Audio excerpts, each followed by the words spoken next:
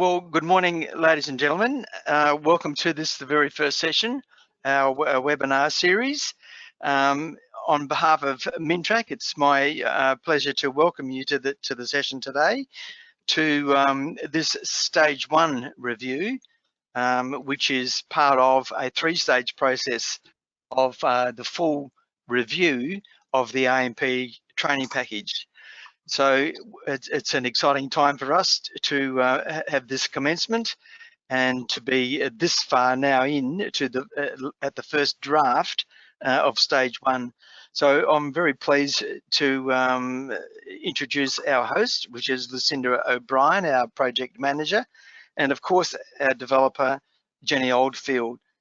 He's also a QA expert, and so we're fortunate we almost get a two for one there with Jenny. So we're looking forward to her providing an overview of, and where we're at with this stage 1.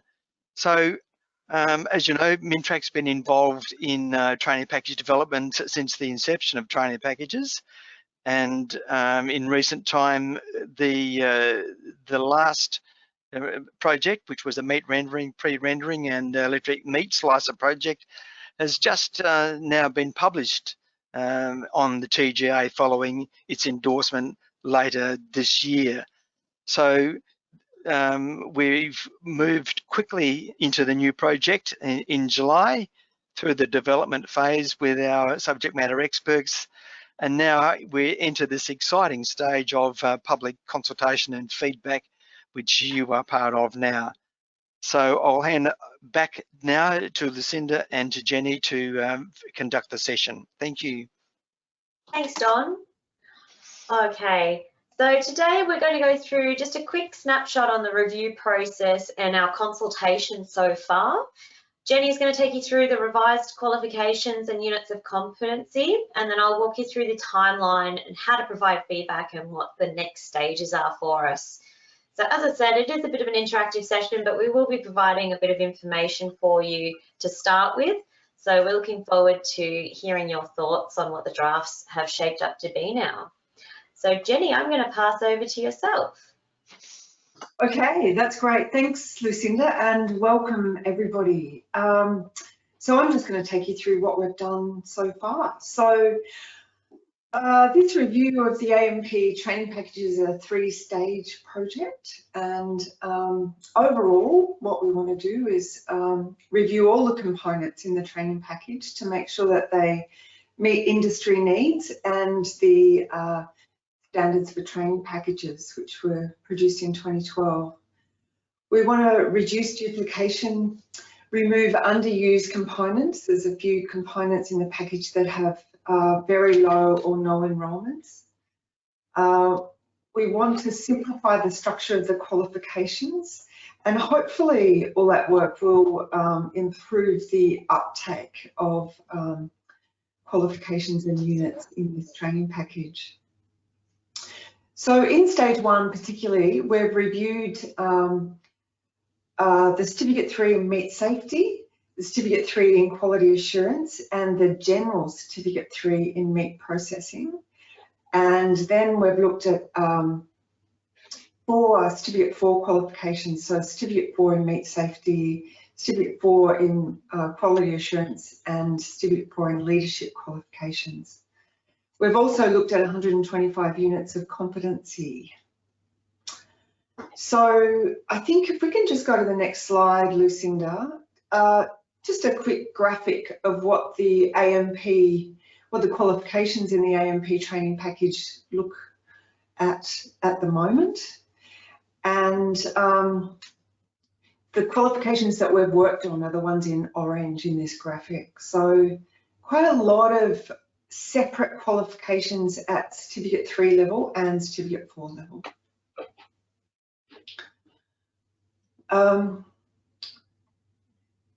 Yeah. Next slide, I think, Lucinda.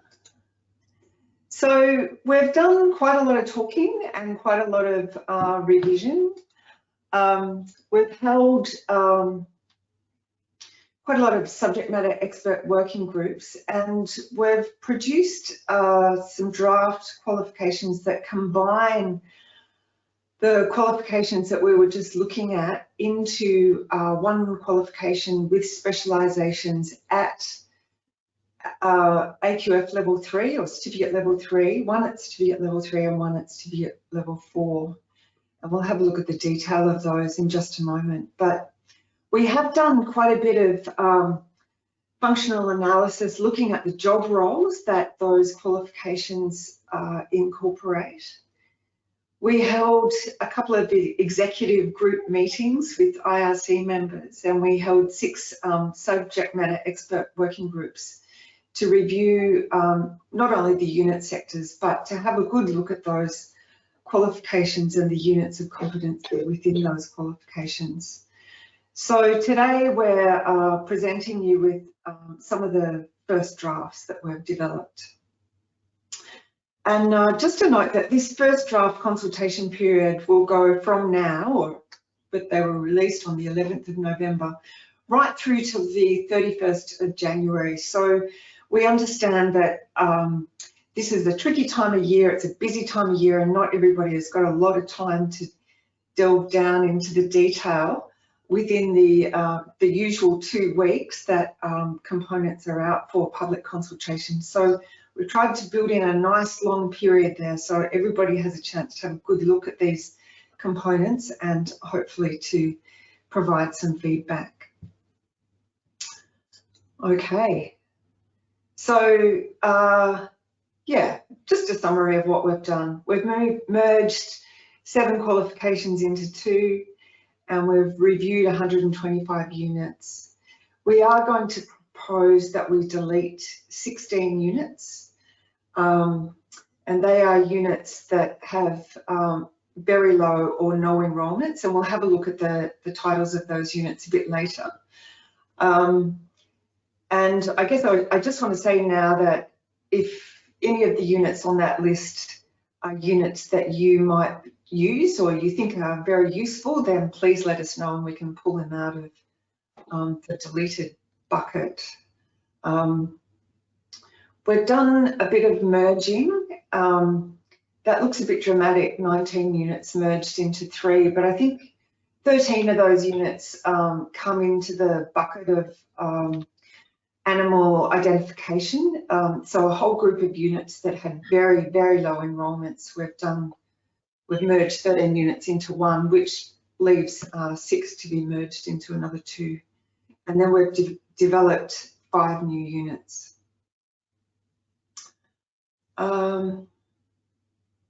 So we've come up with a certificate 3 in meat processing, which includes optional specialisations in meat safety or in quality.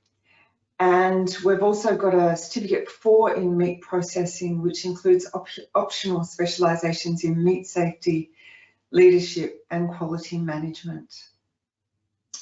We've removed the point system from these qualifications, and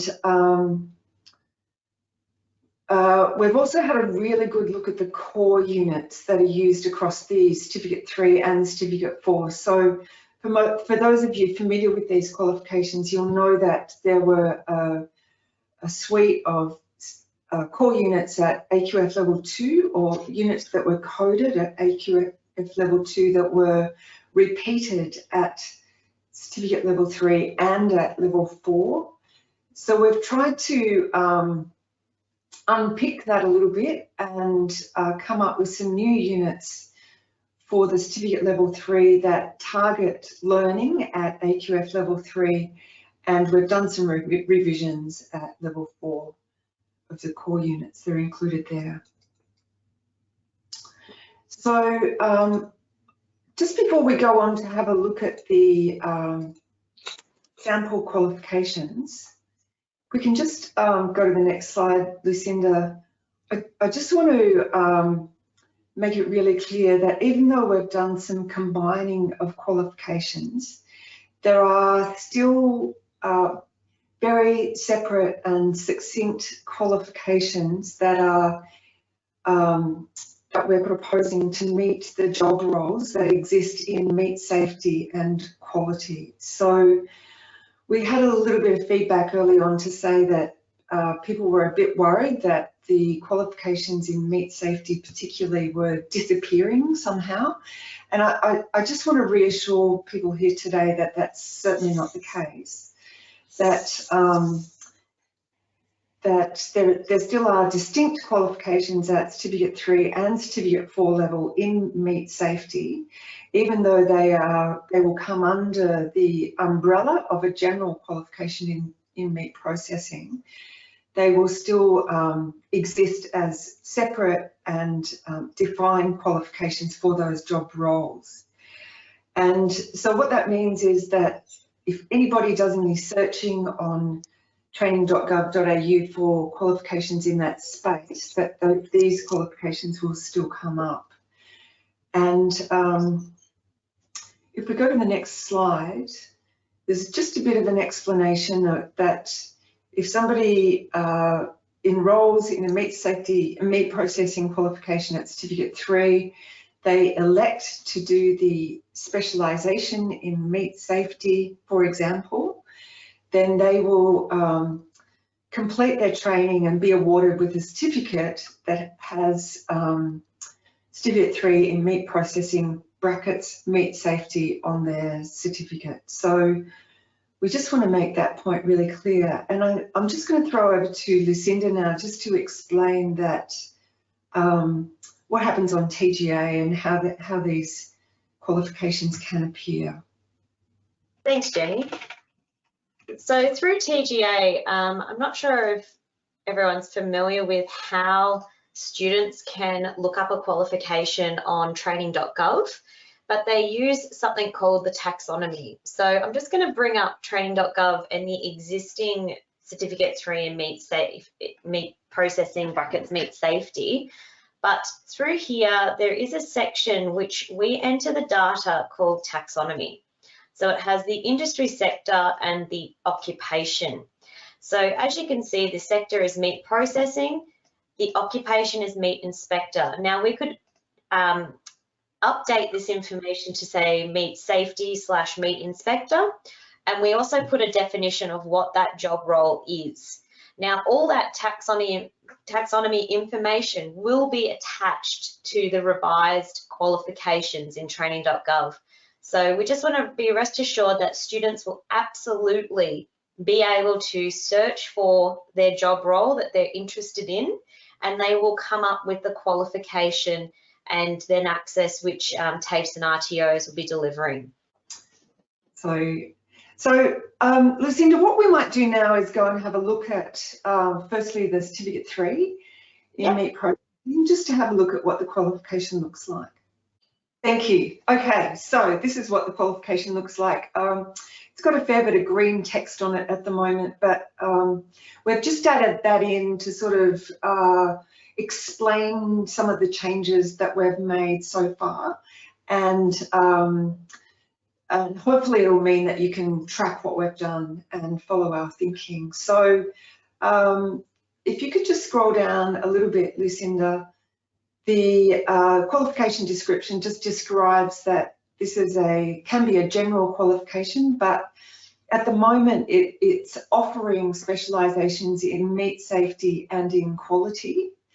And then the idea is that as we get further into this project, stage 2 and 3, we could possibly add more specialisations if that's sort of suits, and we need to do the consultation on that. But this is what we're thinking at this stage. You'll notice that we've put there retail butchery could be a specialisation in this qualification, although we are thinking that there will be a stream through the training package which will be separate to the meat processing stream.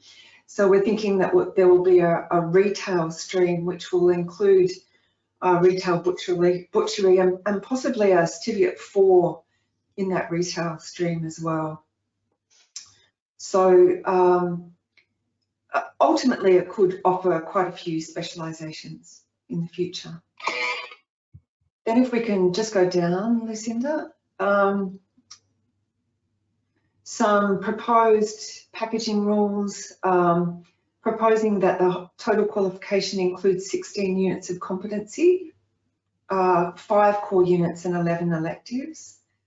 And those electives could be chosen from any of the banks that you'll see below in a moment to achieve a general certificate for in meat processing. And if the learner wanted to achieve a specialisation, then you'd need to choose at least 6 units from the meat safety specialisation below. And if we can just go down and have a look at that specialisation, it does have a few rules. Actually, sorry, as we go down, we'll just have a look at the core units. 4 of those units are new, and you might look at those units and think, gosh, haven't we got units in those spaces already, or units with similar titles to those ones? And the answer is probably yes. But we were very keen to have AMP units that sit at certificate level 3 in the core of the qualification, and that is because of the rule that's in the standards for training packages that says if there's an imported unit in the core of a qualification that changes down the track, then if it has an updated code, then that means that the code of the qualification has to be updated as well. So we're keen to sort of try and get a bit of control over that in the future.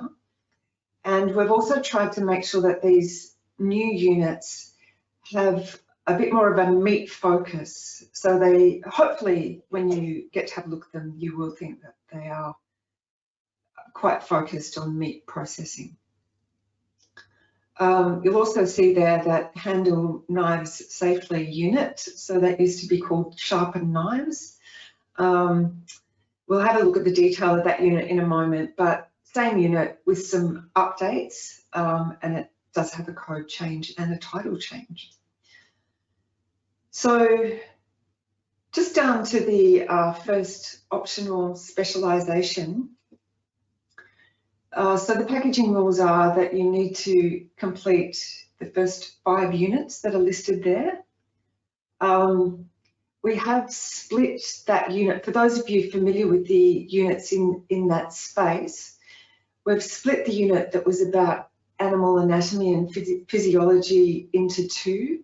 So the second unit on the list there, recognise food, animal diseases and conditions for inspection processes, is sort of part of what was the unit above it. So that one has been split.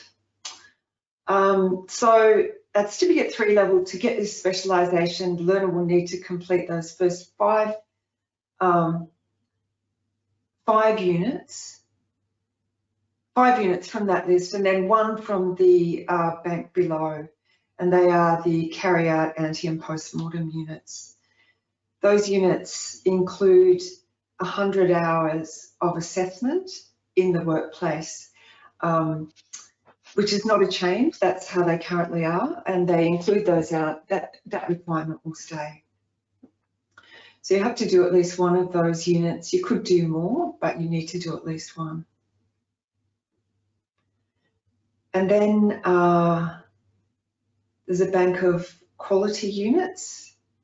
So you need to complete 6 of the units out of that bank to achieve the specialisation. And then there's a group of general electives. And you can see there one of the units that includes a lot of merging, which is about animal identification data. So we've just included the old code, or the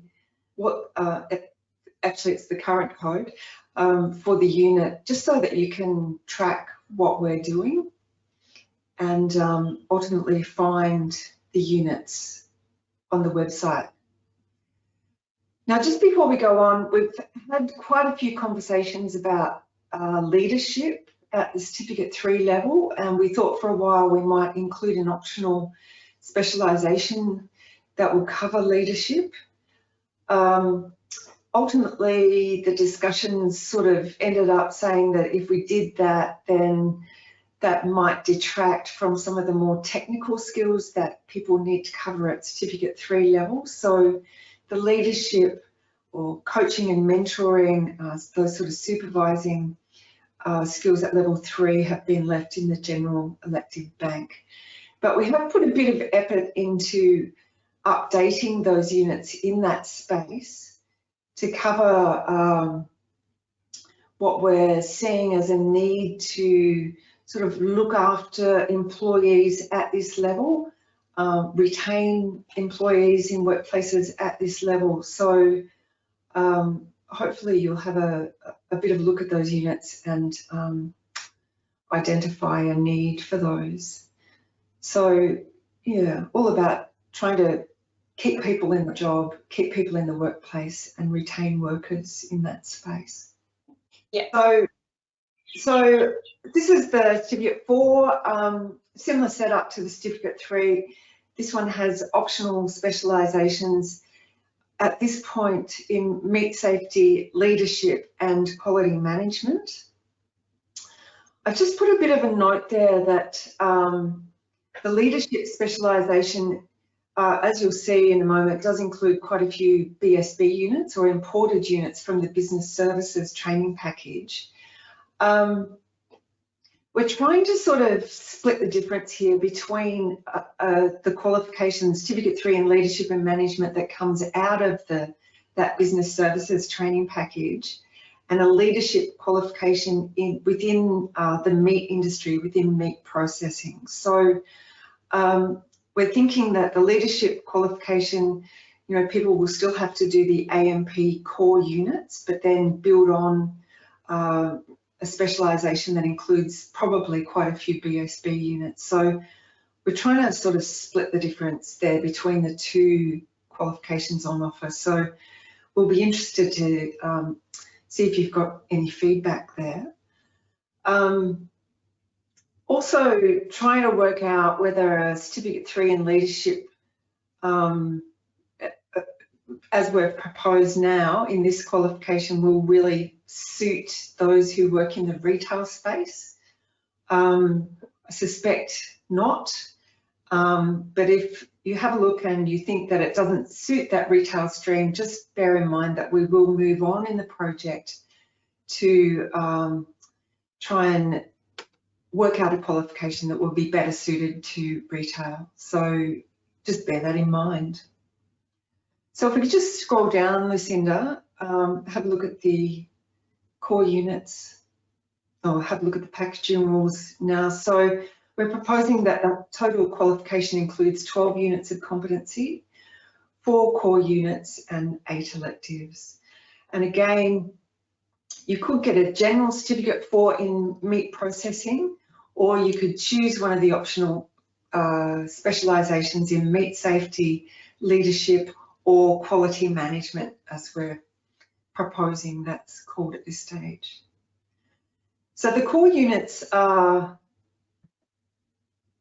reworked versions of what currently exist. So we've got a unit in WHS, one in quality, one in communication, and one that covers food safety. And that food safety unit is a unit that merges some existing units. This was one of the sort of spaces where there seemed to be quite a lot of duplication across units. So just had a go at merging those units to see if it works as one core unit. Be interested to hear or hear down the track if you think that works. And then down into the optional specialisations. So the first one is about meat safety. And these units are the same, pretty much the same as what was in the Certificate 3. And yeah, so we're trying to, some people might say, well, you know, that means if you're going to include the same units at Certificate 3 and 4, maybe the alignment of the qualification isn't such a good match to Certificate 3 or Certificate 4 level. But what we're trying to do here is recognise that the work around inspection is very much the same for the job role that's carried out in a domestic abattoir, or domestic meat processing plant, as it is in a certificate 4-level export processing plant. So the job roles are very similar.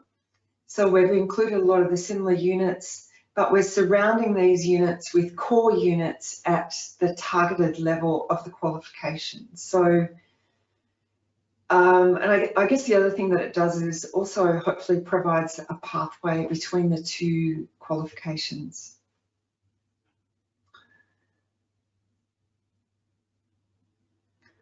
There's the leadership specialisation. So as I said earlier, there are quite a few BSB units there on offer. Interested to know if you think they're the right ones, or if there are ones there that shouldn't be there. That's the sort of feedback that we'd be really keen to hear. And then the quality management. And as I said earlier, we're proposing that it's called quality management to cover QA and QC, quality assurance and quality control.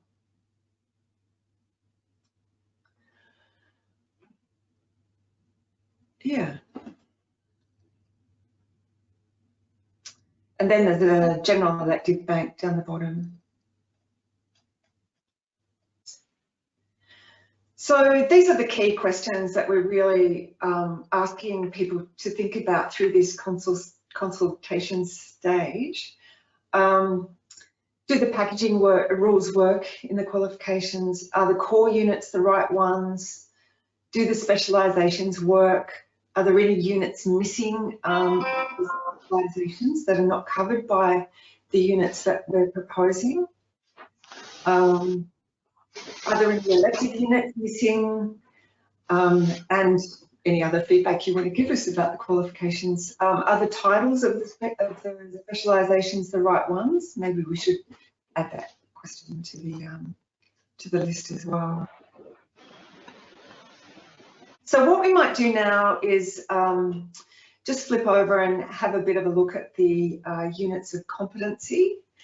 So we have proposed some new sector codes for these units, and we'll have a look at the detail of that in a moment. So all of the units of competency that we've looked at through this review will come out the other end with a new code, and often that will include a new sector code. But more generally, we've updated the information in the unit application. We've removed prerequisites wherever we can. We've refined the performance criteria, hopefully just so things flow a little bit more logically in some units. We have added some foundation skills to the foundation skills field, and that's just about trying to pick up on some of those key foundation skills tasks that are included in job tasks. So things like, you know, to be able to read or interpret a standard operating procedure, or to carry out some sort of numerical activity or equation. We have updated the performance evidence, and specifically that's to note the volume and frequency of the task that needs to be completed for assessment, which is often just once, but we need to note that specifically in the performance evidence field. We've done a little bit of updating around the knowledge evidence, where we can get updated information, and there could well be more changes that we can make in that space. And if you see opportunities for that to happen, then please let us know, just like you have, Tom.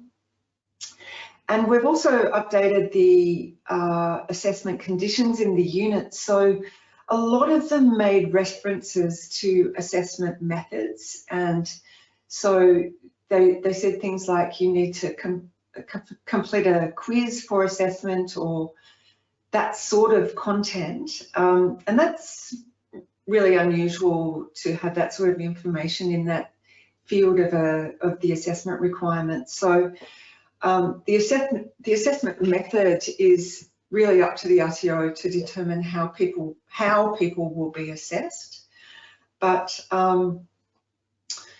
understand that some people found that information really useful, so we'll make sure that that information is still available to you in a companion volume. Probably the implementation guide, but possibly a more specific companion volume, and we'll sort of work that out along the way.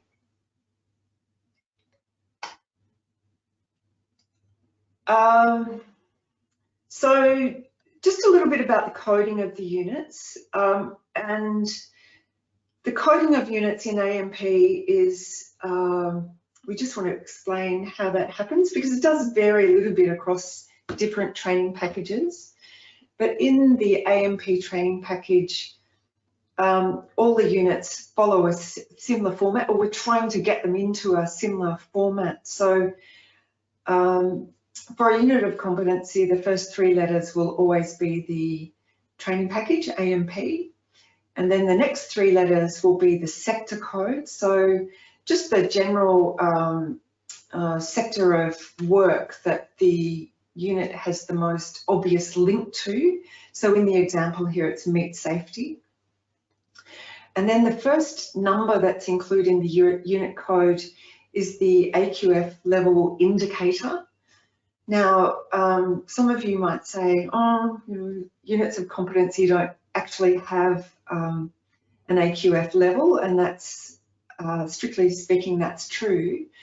But Mintrack, Skills Impact have chosen this format for coding because it's pretty well established in AMP. So the first number in the code is linked to the sort of the area or the complexity of the job task that's included in that unit of competency.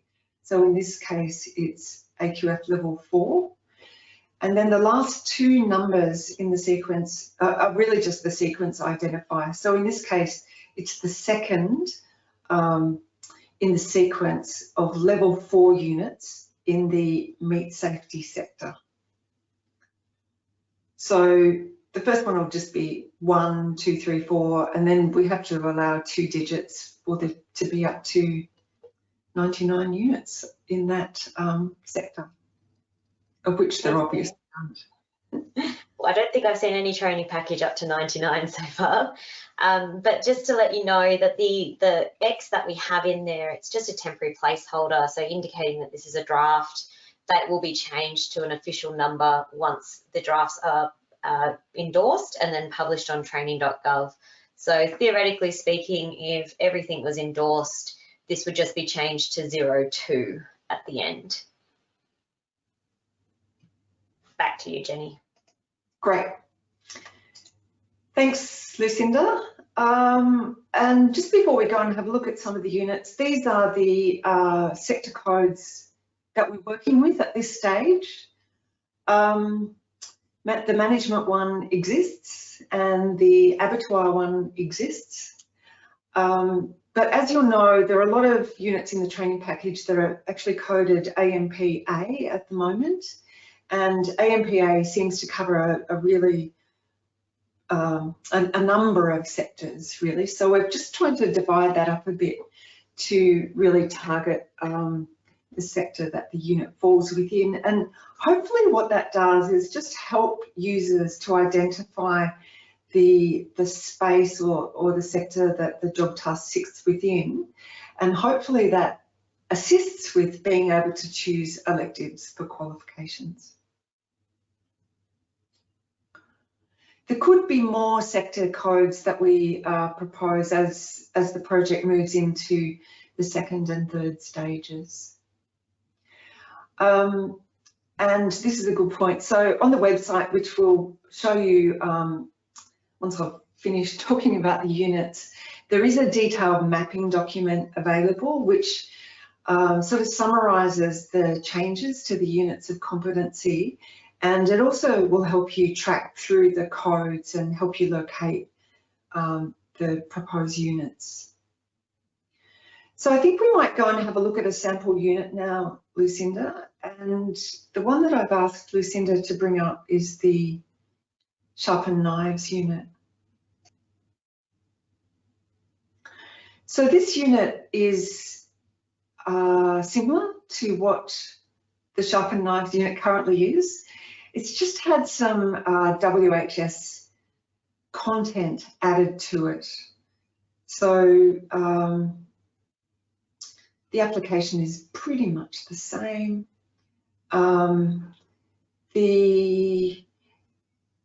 We've added in an extra element about preparing for work and just a little bit of information about WHS and PPE, personal protective clothing and equipment. And I think that sort of content was implied in the current version of the unit, but not really explicit. So we're just sort of highlighting that content a little bit, and just a slight reorganisation of the performance criteria there against the elements. We have added in some foundation skills, although not many, to this one, which is just about being able to interpret the safe work instructions, which could be, so reading those instructions could be about reading graphic material. It doesn't necessarily have to be about reading words, but reading key messages in safe work instructions. And then information about mapping what's been updated. And then performance evidence. So to be able to be assessed in this unit, you need to work with knives effectively on at least 3 occasions. The work in this space generally has been to try and include some numbers, and they're not often more than 1, but in this case they are, obviously, but try and just clarify some of the requirements within the performance evidence. So often it seemed that they were just a simple repeat of the performance criteria, and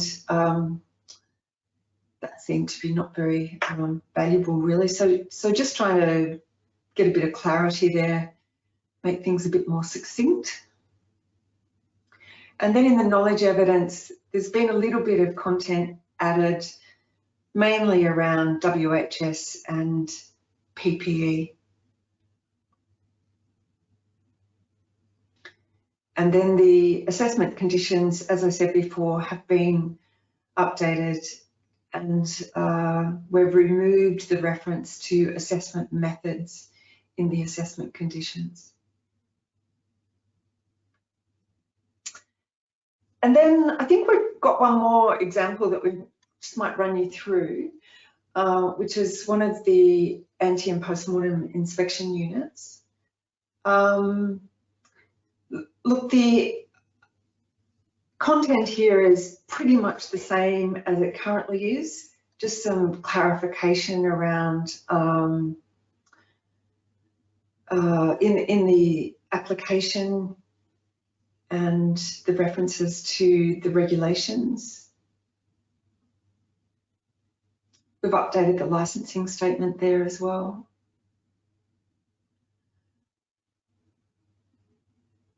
And the elements and performance criteria cover the same ground, but they have been just reshuffled, hopefully to be a little bit more succinct than they were before. Look, I think the task is still defined there. We've just done a little bit of reorganising, a little bit of cleaning up to try and make the task a bit more succinct. And it is quite a big unit, so if you keep scrolling down, Lucinda, yeah.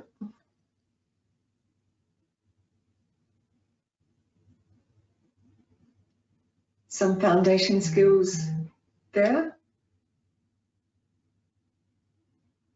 And the performance evidence. So you'll notice the reference to the 100 hours has been moved up to the performance evidence. In the current units, that requirement is in the assessment conditions.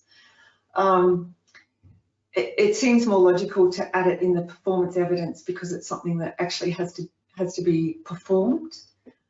And I just want to let you know that through the consultation around these units, it's been highlighted that that 100 hours, well, a couple of things, is really important part of the overall qualification for meat safety inspectors, especially in for those who work in export plants. And this qualification is sort of viewed up against qualifications on the international scene. So what does a meat inspector in the EU need, or what does a meat inspector in the States need? And so we're well aware that this qualification, these units of competency, have to stand up against those requirements in other parts of the world. So the 100 hours will stay, but the 100 hours can be really problematic in the domestic settings, in plants that are really small, or where, you know, only a few animals per week might be slaughtered. So to actually get 100 hours diarised is a really big ask in some of those plants. So we are investigating options for a different qualification for the needs of meat inspectors in smaller plants. So so I won't say too much more about that now, but I just want people to know that that's an issue that's on the books, that's being talked about at the moment by the IRC members. Okay, if we can just scroll down a little bit. The knowledge evidence is fairly similar to what's currently in those units, with a little bit of clarity, I think. And the assessment conditions have been updated. As I said, the 100 hours has moved out of the assessment conditions, but it's moved up into the performance evidence. And just some specific details to say that you know, people have to actually carry out this work. They have to be assessed in an actual slaughtering establishment. They have to keep a diary of the work that they've done in that establishment, and that has to be verified by a supervising meat inspector or a on-plant vet. And the work has to be done at normal chain speed. So those sort of details were in the current unit, but perhaps just presented in a slightly different way. Okay.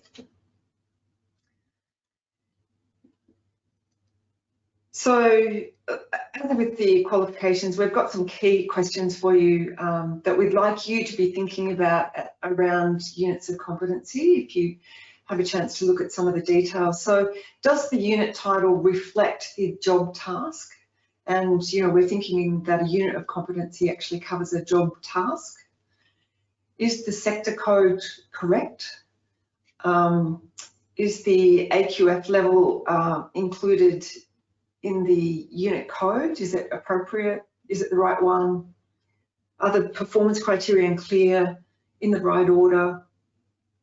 Are the requirements in the performance evidence doable? Is the assessment reasonable? Is there anything missing from the knowledge evidence, or is there too much information in the knowledge evidence? Is it sort of unaccessible? Are the assessment conditions clear? For any units that have been merged, are the mergers appropriate? And can you see any further opportunities for merging other units? So what you'll see on the website at the moment is all draft one. So I just want to reiterate that it is early stages, and we can, you know, we've got a long way to go in this project, so we can keep working on any ideas that you might have.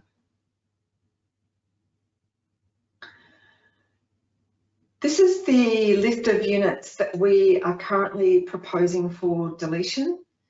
So these units either have 0 or very low enrolment numbers, or the content is duplicated somewhere else.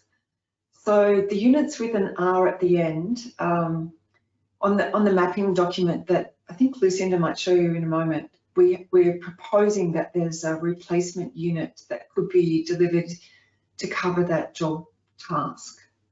So again, if you see any units on this list that you think should not be deleted, please let us know and we'll pull them back into the bank and revise them and include them in the revised qualifications. So at the moment, we have completed the review process, which is where we've conducted several meetings with our subject matter experts and our executive briefings, and we have got our drafts out for the initial industry consultation of the materials. So they will be out until the 31st of January. So as Jenny mentioned, it's quite a long consultation period of time. We do have quite a number of drafts available for your feedback. Please don't feel pressured to comment on every single one. Pick the ones that are specific to your area of expertise. Take your time, do a draft a day if you like. We'd love to hear your feedback on everything, but we know that that's a bit unrealistic. So they are available for a while for you, and I will show you how to provide that feedback in a moment. After the draft's available, what we will do is review all of the feedback and embed that into the validation drafts, which we anticipate to be out for your consultation in June 2022. So along with the final drafts for the validation, we will provide a summary report which will show all the feedback, but it will be anonymous and it will have our actions and responses to every piece of feedback. So we like to make it as transparent as possible for you so that you can see why decisions have been made. After that, we go through a finalisation process. So the drafts will go through proofreading, edit and equity checks, and quality assurance checks. So that's anticipated for July to August. We have final IRC, the Industry Reference Committee, sign off, and we submit to the AISC, the Australian Industry, oh gosh, I've just lost my words, the AISC submission for endorsement. That will be at the end of September 2022. So during that time, we also send the drafts to all the state training authorities and ITABs around Australia, and they consult with their cohorts as well to see if they are fit for purpose. So as you can see, we will be busy all the way up until the end of September next year with the review process. Okay, so with providing feedback, I will take you to the online hub in just a moment, but for the input that we receive online, we really do try to encourage constructive feedback. We like to have the conversation happening with the drafts online. So if you did want to send your feedback through to us via email or phone call, you can do so. But just note that by using the online feedback hub, it's really beneficial that others can see what your thoughts are, your feedback is, and they can comment on it, and it does generate conversation online. So just one key note to remember is that this is a national training package. So there will be some areas of flexibility that need to be included in the drafts so that they can accommodate for all of the areas around Australia and that they are suitable for teaching throughout the country. And what I'll do is I'll show you all now how that information works through the online hub. So we do have some instructions on how to use the hub, which are available through the web page, but I'm just going to bring that up now for you all. So through the Skills Impact Project web page, which is a link that I'm hoping you're all familiar with, you'd navigate to the project, which is the Meat Processing General Quality and Safety Skills Project. We have got this summary document. So this is the one that Jenny and I had mentioned earlier. So if you open this document here, it will show you the previous, or the current, sorry, we should say, code and title. So this is the qualifications. And then we have what the new proposed code and title is. It also shows you the outcome of what's happening and some information on what the changes are from drafts, from the training.gov, the original version, to draft 1. So if I was to look for the unit AMPX406, for example, it will go down and it will navigate to that unit for you, and it will show that its proposed replacement is this BSB unit. So that's very quickly how you can see what a unit that has a proposed replacement is. There's another one above, which is the conduct statistical analysis of process, which is proposed for a replacement with an FBP unit. So those units are available to look at on training.gov. For the ones that don't have a proposed replacement, we just simply have this area blank here, as you can see next to X410. So I know that a lot of you are familiar with the original or the current codes and titles, so you can use this document to search.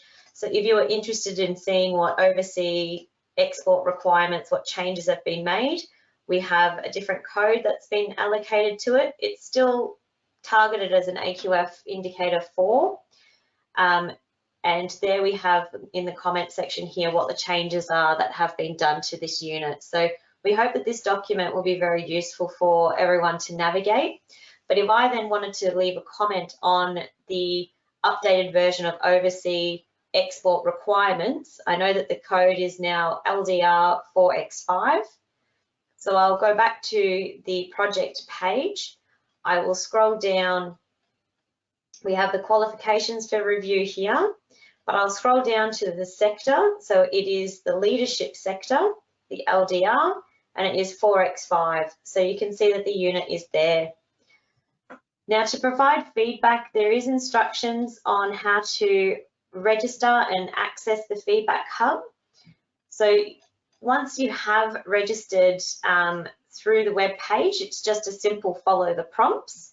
It'll ask you to log in, and then it will take you to providing feedback. So this is the document where you can provide feedback.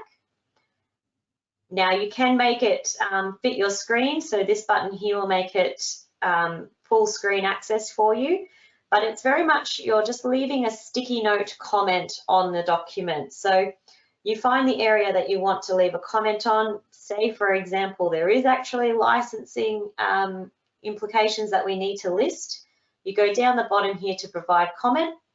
Now, personally, I would recommend using the text option, which allows you to highlight the text that you're wanting to comment on. The point option is okay as well. It can just point to the area that you want to refer to, but it can sometimes get a bit messy when there's a lot of comments left on the page. So I do encourage everyone to use the highlight the text option. And you also even get to choose what color highlight you'd like to use. So once you've selected highlight text, go to where you want to leave your comment, highlight it, wait a moment, and your little box will appear. Now, as you can see, I have a unique number. Now you all know what my number is if you see a comment from 161. But once you're registered, you will be provided with a unique number. So that's why your feedback is anonymous on the web page, but we do have the data on our end so that we can follow up with you if we had any questions. So to leave a comment, simply type in here. And to save, whoops, just spelled correctly and save, just click out, and that's saved. You can even drag your comment around, but as you can see, it's still connected to the text that's highlighted. One good thing about this hub is that you can reply to people's comments. So if I was somebody else and I came in and say my comment, the comment existing was there is licensing that needs to be recorded, and your comment or feedback would be no, there's not licensing, or maybe you do agree, you can provide another comment. You could highlight the same text. The comment box will appear, and a good practice for us to really be clear with what you're commenting on is to say, agree with 161 needs licensing, for example, and then click out. If you wanted to delete your comments because you made a mistake or you just changed your mind on them, you can just click back into your comment box and press delete. You can also turn off other users' comments so that you can see a blank document, and you can leave all comments on. So I'm just going to go in and delete my comments here.